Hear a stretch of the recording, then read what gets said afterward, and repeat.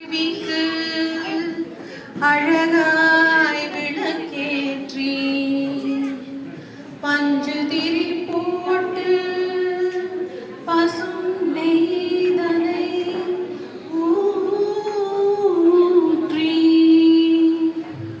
குங்குமத்தில் போட்டிட்டு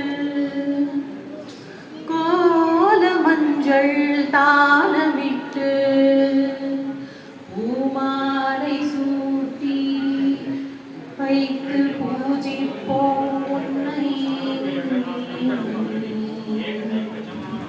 திருமகளே வருக. திருவிளக்கை ஏற்றி வைத்தோம் திருமகளே வருக. குணம் விளங்க எங்கள் வீட்டில் ஒரு இருக்க வருக.